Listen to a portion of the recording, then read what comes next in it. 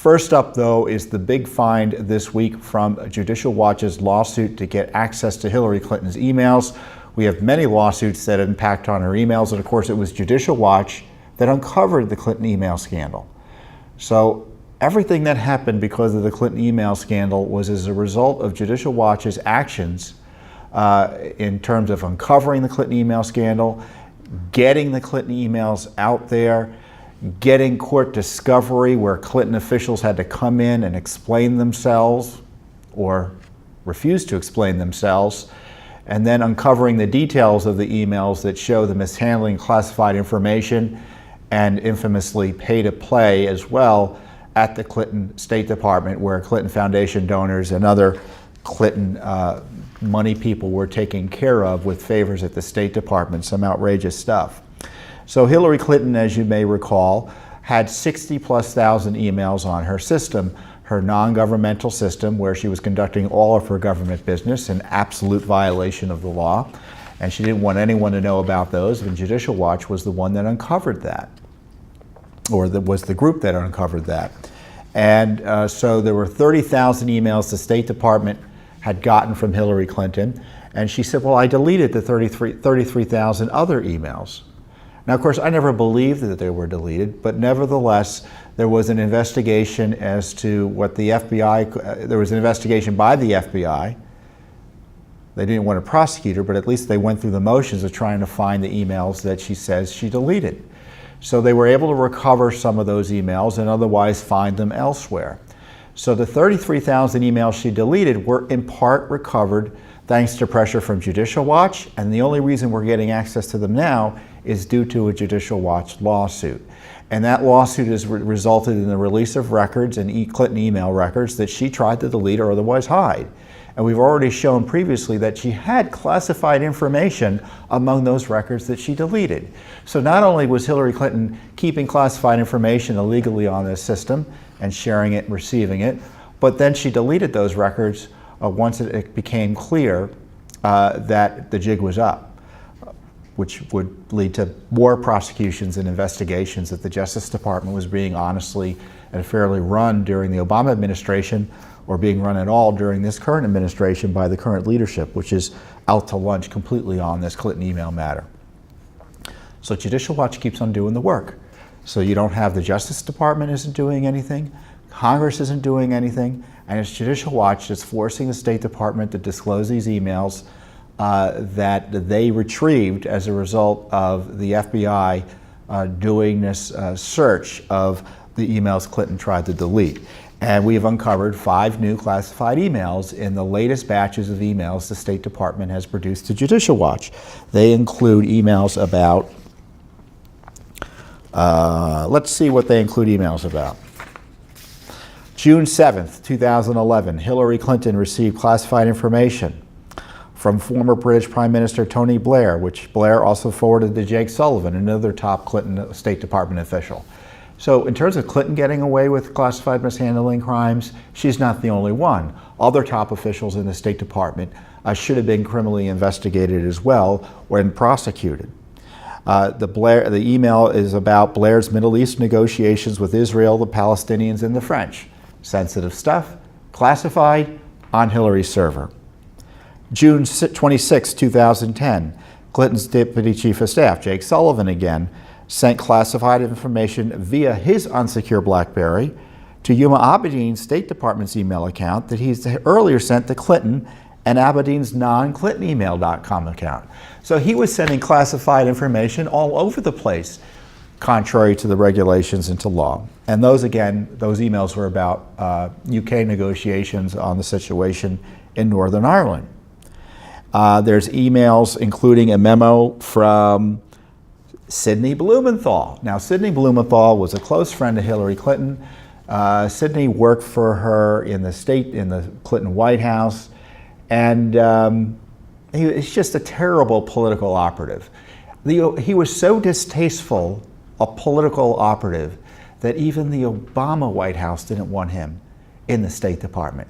So he was frozen out of a State Department business, but so Hillary Clinton brought his advice in secretly through her email system. So she was getting all these emails from Sidney Blumenthal about all sorts of sensitive matters. While he was working for the Clinton Foundation, so yes, the Clinton Foundation was providing advice through Sidney Blumenthal to Hillary Clinton on business matters of state. So think about that. And in this case, Blumenthal is sending classified confidential information, and by confidential, that's the level of classification, about Kyrgyzstan, sensitive country, former Soviet bloc country. A June 26, 2010 email, again, Jake Sullivan, contains a call sheet that Clinton received prior to placing a call on Northern Ireland political issues. Another 2009 classified email on Northern Ireland. This isn't classified, but it's interesting. Soros and Hillary Clinton had lunch at the beginning of her term of office as Secretary of State. Lanny Davis, who's now, he was an old Clinton hand. His job was to defend the Clintons as a White House lawyer on impeachment and from the scandal investigations about their shady foreign fundraising. Yes, shady foreign fundraising. They were getting money from China and all over the place to win elections. So he sends, and Lanny is now the lawyer for Michael Cohen, President Trump's former lawyer. And he sends an email saying that, "I swear you look younger and better every time I see you. Good night, dear Hillary, Lanny." This guy is now representing the president's former lawyer. It's incredible. And so these classified emails that Judicial Watch has uncovered, that Justice Department refuses to act on this far, and that Congress is completely out to lunch on. And so this is the problem we have. Why hasn't the Justice Department taking any serious criminal investigative action against Hillary Clinton? We now know that the IG report has shown, and certainly the other public information that's out there, has shown that Director Comey, then FBI Director, Loretta Lynch, Peter Strzok, they were all pro-Hillary. They all hated Trump, and we all know they rigged the Clinton email investigation to result in no prosecution. In fact, it wasn't even a serious investigation at all. And Comey and Lynch came up with this interpretation for mishandling classified information that had nothing to do with the law. So they defined the law as requiring intent to mishandle classified information, when in fact it didn't require intent. But there was plenty of intent in terms of what Hillary Clinton did anyway. So, but why is this Justice Department not doing anything? We know the last investigation was corrupted. Why isn't the Sessions Justice Department prosecuting Hillary Clinton over her email crimes? Are they going to ratify? Are they going to say, do they believe that, and are they ratifying Comey and Lynch's approach to handling classified information?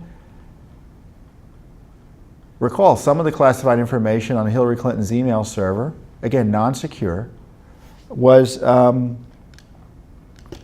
the highest security level.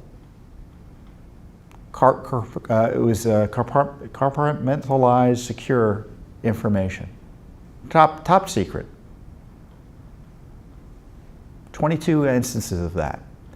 And now we have other information exposed by Louis Gohmert, the congressman from Texas, that the emails of Hillary Clinton were simultaneously being sent to a foreign power other than Russia.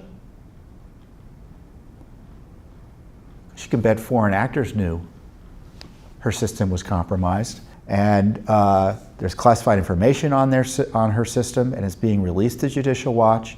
It wouldn't be uncovered but for our efforts here. And this Justice Department is AWOL on it.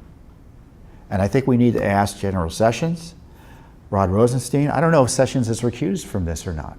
He said he was going to recuse himself, or suggested he would during his confirmation hearings from the Clinton email matter. I hate to use that word, but it keeps on popping up. Matter.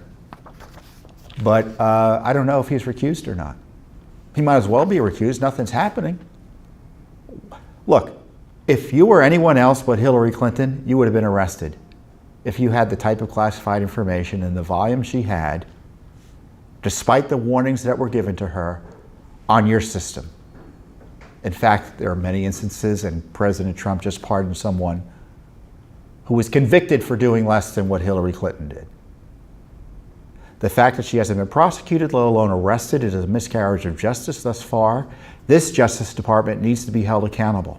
We can complain about the Obama Justice Department cover-up of Hillary Clinton's email crimes, but the question now is, why is there a Sessions Justice Department cover-up of Hillary Clinton's email crimes? Email crimes that we are providing evidence of virtually every month on top of what we already know. So that's the question I have. And there are more documents coming. This case isn't over. In fact, in October, Hillary Clinton has to go to court with Judicial Watch in a fight we have that's ongoing over whether she's going to answer some more questions under oath that she had refused to answer back in 2016. So in terms of potentially putting Hillary Clinton under oath, it's this private organization, Judicial Watch, that's doing that right now. Not Congress, not the Justice Department. In fact, the Justice Department's fighting us a bit on this case. Isn't that incredible?